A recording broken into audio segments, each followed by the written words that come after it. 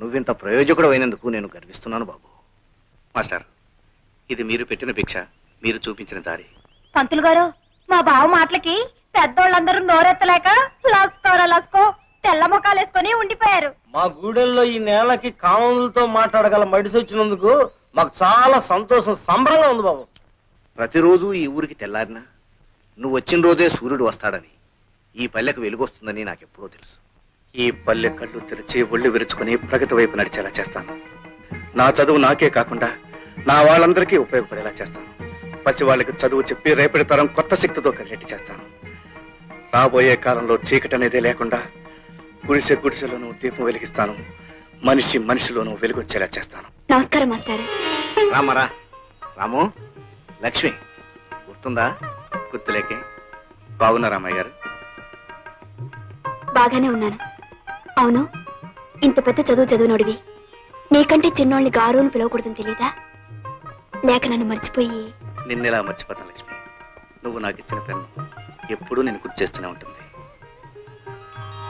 అత్తోయ్, అయ్యగారింటికాడ బావ దబాయించి మాట్లాడేశాడు కదా, ఇక పంతులు గారింటికాడ చూడాలి. లస్కో గూడెలో వాళ్ళంతా నా వాళ్ళు, అలా మంచి చెడ్డ చూడవే నా పని. గుడిసెలో దీప ఎడతా మనిషికి ఎలుగును తెస్తానంటూ పంతులు గారు పొంగిపోయేటట్టు ఎట్టా మాట్లాడేశాడనుకున్నావు? ఓలమ్మో, బావ ఎంతోడయ్యాడని నా గుండెలు బాధేసుకున్నారనుకో. కబుర్లు కట్టేసి ఇలా రావే ఒకసారి. ఏంటి బావా? పట్నం నుంచి నీకేం తెచ్చానో చూడు. అయ్యా, కాళ్ళ పట్టీలు లస్కో భలేగుంటాయి బావా. చూసి చిందిరేయడం కాదే, కాళ్ళకు కట్టుకుని గంతులే. అయితే నువ్వే కట్టు. మొత్తానికి నా గురించి మర్చిపోకుండా గుర్తుంచుకొని తెచ్చావన్నమాట. నిన్నెలా మర్చిపోతానే? నేను లేనంత కాలం అమ్మని కళ్ళలో పెట్టుకుని చూసుకున్నావు. నిన్ను జన్మలకి మర్చిపోలేను.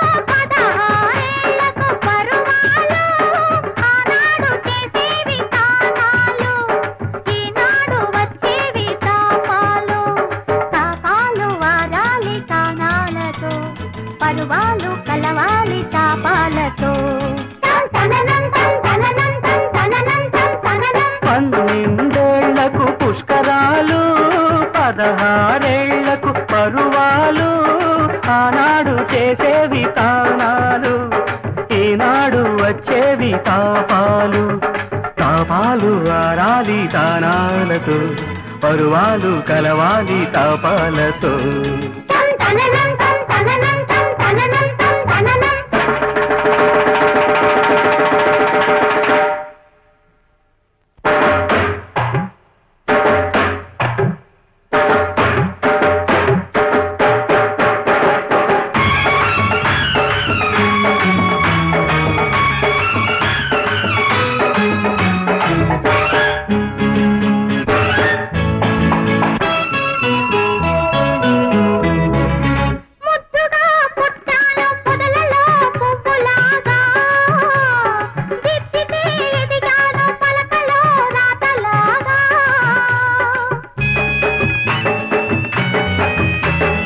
అల్లరిగా జల్లులుగా కదిలావు ఏరులాగా,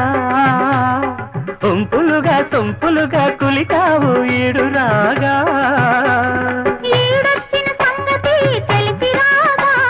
తోడైన వాడితో కలిసిపోగా, తోడైన వాడితో కలిసిపోగా. గలగలలుగా కిలకిలలుగా తొలి కలలుగా వడి సెలలుగా పురితాను నిన్ను చేరగా.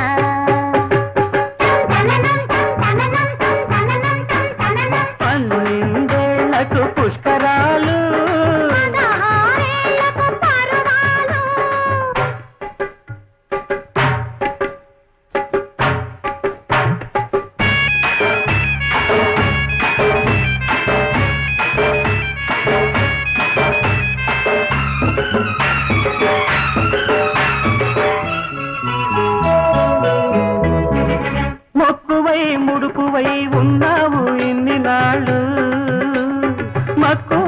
మనసువై తీర్చుకో మొక్కుబళ్ళు.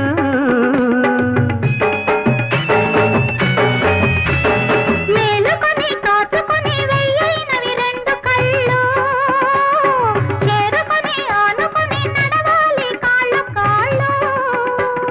చిన్ననాటి నేస్తమే నీకు పుస్తలు, నీ మనసు నా మనసే ఆస్తి పాస్తులు. చిన్ననాటి నేస్తమే నీకు పుస్తలు. నీ మనసు నా మనసే ఆస్తి పాస్తులు. చెరి సగముగ సరి సమముగ చిరు జగముగ చిరు నగముగ చెరి సగముగ సరి సమముగ చిరు జగముగ చిరు నగముగ చేద్దాము కాపురాలు.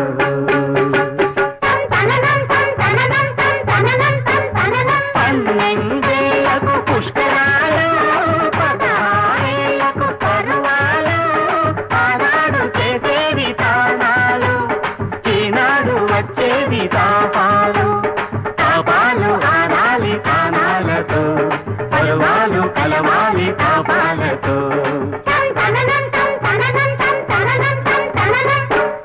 రాము ఊరి నుంచి తిరిగి వచ్చాడు. ఎంతో కాలం దూరంగా ఉన్నా, ఎన్నో పెద్ద చదువులు చదివినా అతను నన్ను మర్చిపోలేదు. ఆనాడు నేనిచ్చిన పెన్నుని భద్రంగా దాచుకున్నాడు. అంటే నేను అతని మనసులో ఇంకా ఉన్నట్టేగా. అమ్మాయి గారు, అమ్మాయి గారు, అదేమిటి యాది? వర్షం లేదు, ఏమి లేదు, అలా తడిచిపోయేటి.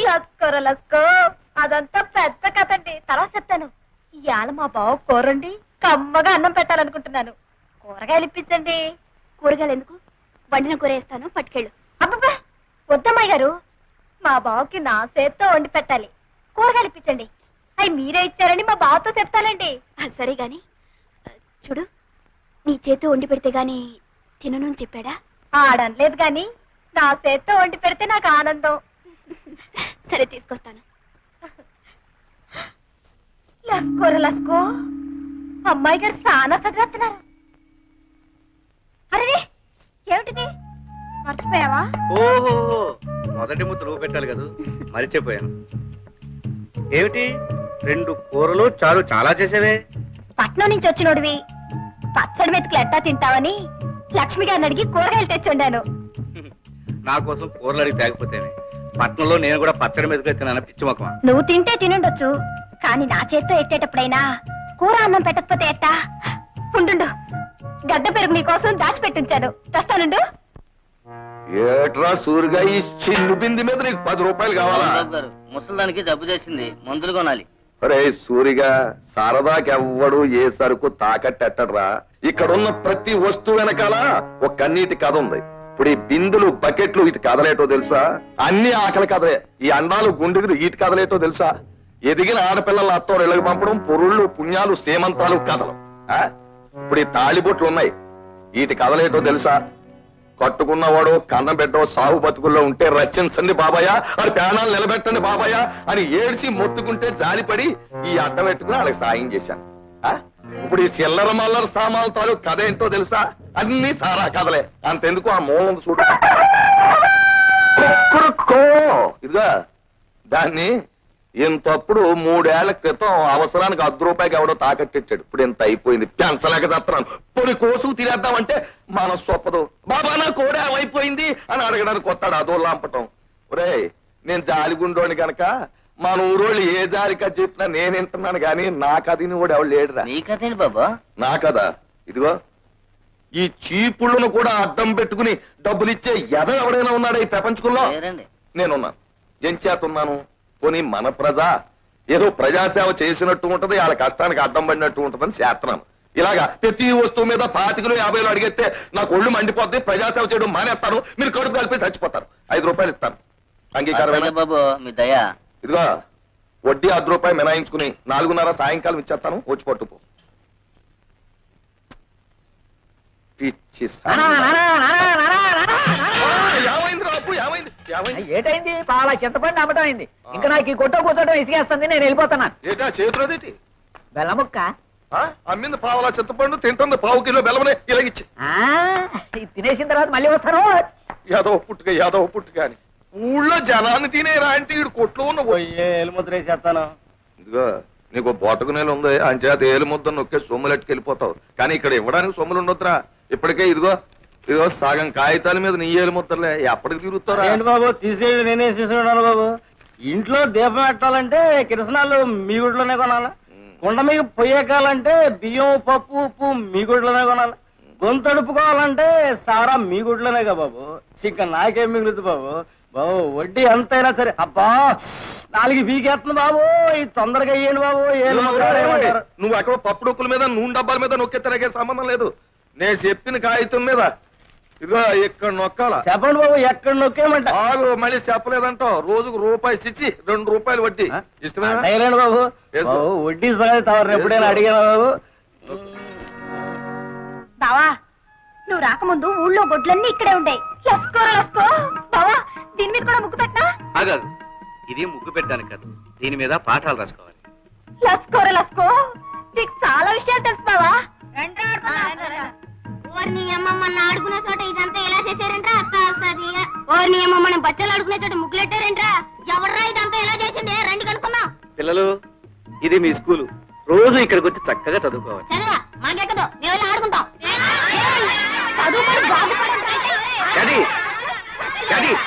ఉండవే, పిల్లల్ని స్కూల్కి రప్పించడానికి కొట్టడం పద్ధతి కాదే.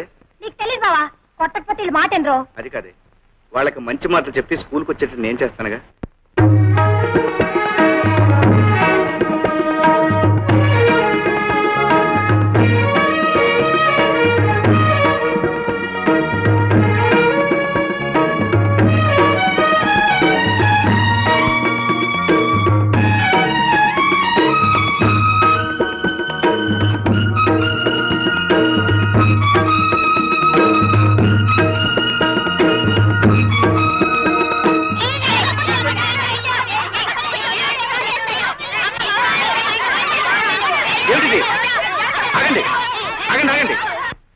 బళ్ళు ఇలా అల్లరి చేయవచ్చా?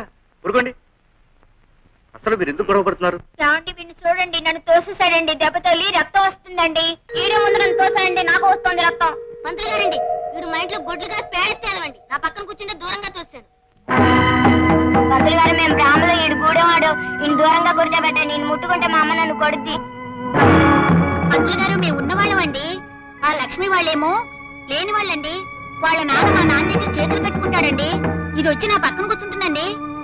పిల్లలు, మీరందరూ ముందు ఒక విషయం నేర్చుకోవాలి. మనం అందరం ఒక్కటే. వాళ్ళు తక్కువ, మేము ఎక్కువ అనే భేదం ఉండకూడదు. అదేలేదండి, వాడు గుడ్లు కాసేవాడు, మీకు కామందులం. ఇద్దరం ఒకటేలా అవుతాం. మేము బ్రాహ్మణం, ఈడు గూడేవాడు. ఇద్దరం ఒకటేలా అవుతాం. మాకేమో డబ్బుంది, వాళ్ళకి లేదండి. అందరం ఒకటేలా అవుతామండి. చూడు పాప, మనం గాలి ఎందుకు పీలుస్తున్నాం? బ్రతకడానికి. ఆ పాప గాలే పీలుస్తుంది, నువ్వు గాలే పీలుస్తున్నావు. అవునా? అవునండి. ఇంతకు ముందు నీకు దెబ్బ తగిలినప్పుడు రక్తం వచ్చింది కదా? అవునండి. అది ఏ రంగులో ఉంది? ఎరుపు రంగులో ఉందండి. మరి వాడి రక్తం ఏ రంగులో ఉంది? ఎరుపు రంగులోనే ఉందండి. ఇద్దరు రక్తం ఎరుపుగానే ఉంది కదా? అప్పుడు మీ ఇద్దరు ఒకటేగా? అవునండి. అందరిలోనూ ఒకే రంగు రక్తం ఉంది. అందరం ఒకే గాలి పీలుస్తున్నాం. అందరూ ఒకే భూమి మీద ఉంటున్నాం. అలాంటప్పుడు మనం అందరం ఒకటేగా? పిల్లలు రండి, వచ్చేలా వరుసగా నిలబడండి. వరుసగా వరుసగా. ఇప్పుడు మీరందరూ ఒకరి చేతిలో కూడా పట్టుకోండి. నేను చెప్పినట్టు చెప్పండి. మేమంతా ఒక్కటే, మేమంతా సమానం. ఇంకోసారి చెప్పండి.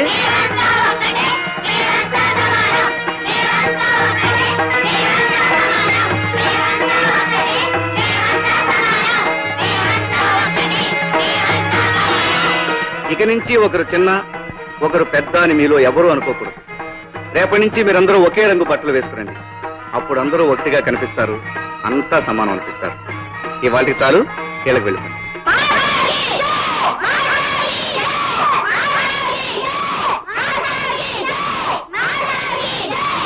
రాము, లక్ష్మి నువ్వా?